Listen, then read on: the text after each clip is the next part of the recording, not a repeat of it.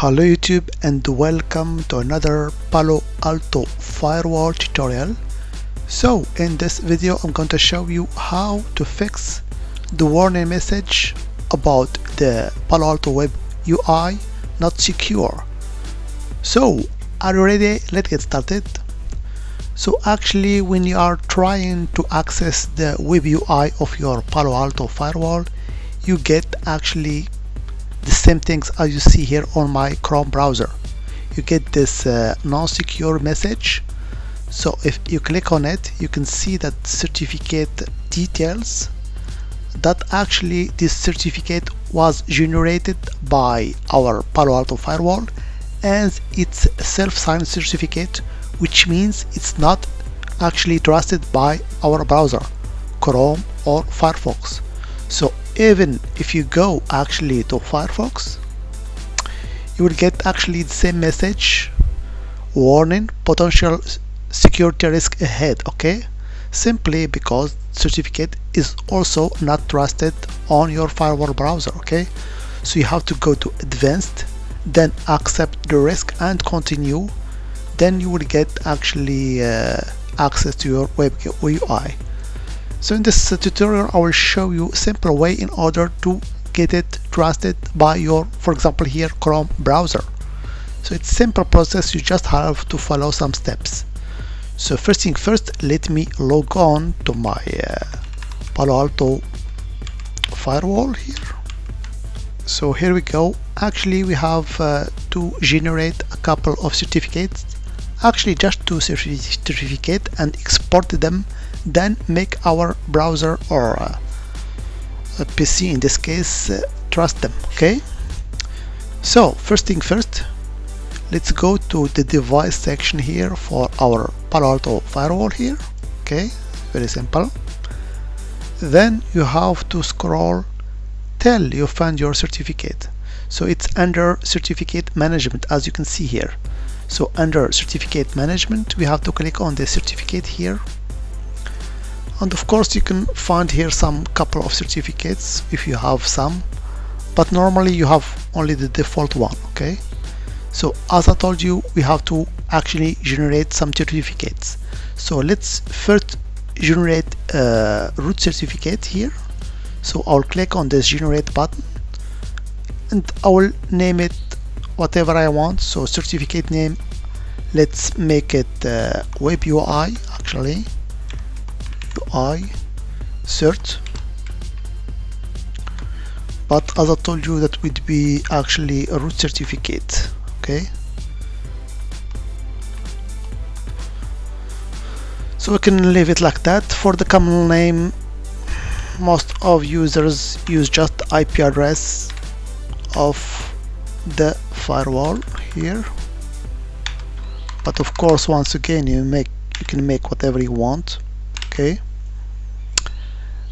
and of course that will be certificate authority here, so I have to click on this button here, and also I'll keep the cryptographic settings as it is.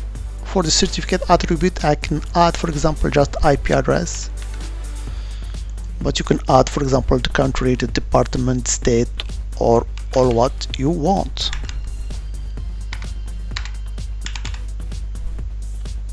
Okay, so I'm done here. So I will generate the certificate, and here we go. You can see the certificate has been generated. Okay, so actually this certificate will be using it in order to install in our PC and trust it by our browser. Okay, so let's also, but before that I forget, we have to make it a root certificate, so we have to click on it and make it a trusted root certificate.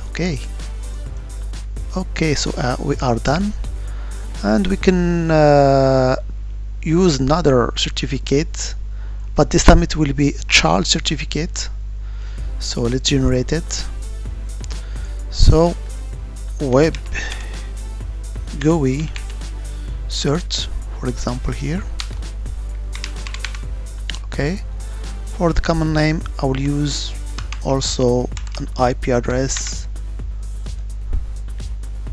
.1.17. I can even add a plus sign if you want, but this time, as I told you, it will be signed by the root certificate that we have generated. So you see here web UI cert, okay? But I will not check this certificate authority or something like that. I can also here just add an IP address, and I will input the same IP address but without this plus. Okay, so this will be actually, you know, as you see here in the hierarchy, it's a child certificate of the first one. Okay, then we have actually to export this root certificate. So simple as select it, and here you can see export certificate. So I will export it as base64. I don't need the export private key or passphrase, so I will just export it, and as you can see here, it has been exported. Okay, so we are not finished yet. We have also to go to this section here called SSL TLS service profile. So I'll click on it, and I will generate a new profile. Okay, so you can name it whatever you want. So I will just name it SSL TLS profile. Okay, and of course here for the certificate I will choose the one that the child one that I have actually generated also. So you remember the child one is web GUI cert. Okay, and here for the minimum version you can keep the TLS 1.2, or you can just choose 1.3, which is used by most of our browser nowadays. Okay, and I hit OK. Okay, so, and the last step is to go to the setup section.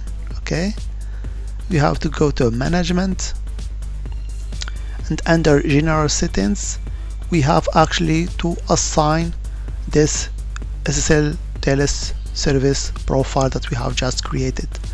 So I will click on this gear button here. Here we go, and you can see that I have option to add this SSL TLS service profile that we have just created, and hopefully it will appear here, SSL TLS profile, as you can see.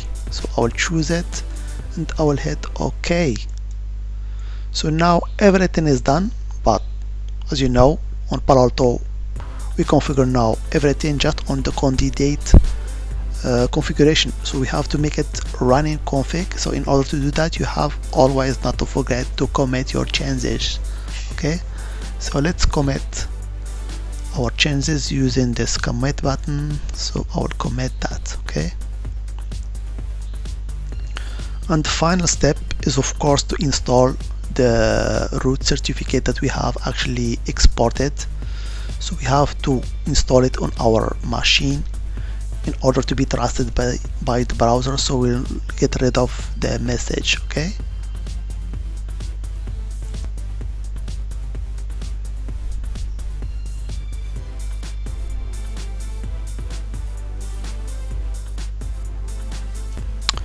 and you will notice a very important also message. So as you can read here, the web server will be restarted. You open a successful commit of this configuration. Please refresh your browser window. Okay, so now all we have to do is actually to install the certificate that we have exported before. Okay, so I will go to the folder where I have downloaded the certificate. So here it is, cert web UI cert.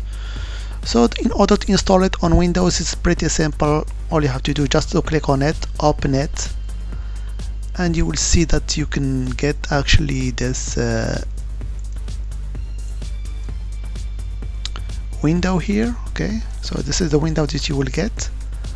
So you have only to install certificate using this button here. Okay, so of course for the current user you can also install it for the local machine, and I will place it on the trusted root certificate authorities folder. Okay, next, so Process is pretty simple.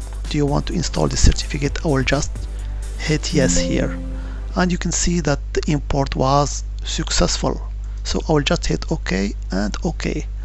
So now hopefully it's better to actually restart your Chrome browser, and we will enter the same IP address, and hopefully the certificate will be actually validated. So let's close our Chrome browser and restart it again to see if indeed this time the certificate will be trusted. Okay, so this is the new browser, so let's input the IP address. So as you can see here, I still get the message the connection is not private, but it's due to the cache of the Chrome. So if you want really to test it, you can just open a new incognito window. Here we go. So let's input the IP address, and now we don't get this message anymore. So if you click on this button here in front of the IP address, you can see now the connection is secure and certificate is valid. And here you will see the common name that we have entered before. Okay, so everything that you have actually assigned on the certificate, it will be here. Okay, and of course on the Chrome it will be the same, but it just, you have to go to the setting of your, actually not Chrome but Firefox. So let's test that on Firefox. So on Firefox you have actually to go to the settings.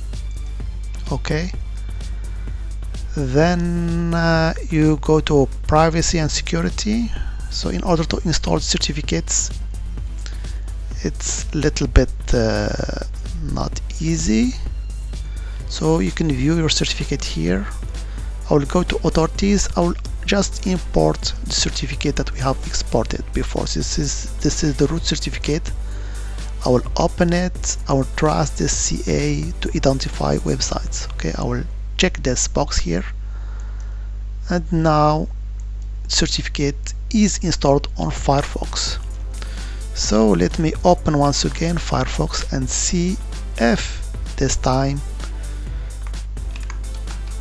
it will work. And as you can see also here, it's working, the connection is secure. Okay, I've seen it's a pretty simple process. In order to get it working, you have to generate 2 certificates and assign that to your profile and to the management settings, and you are done. Okay, so if you like the video, don't forget to subscribe to the channel and make a comment.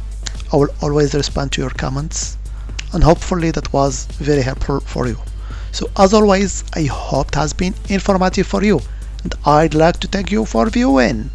Bye bye.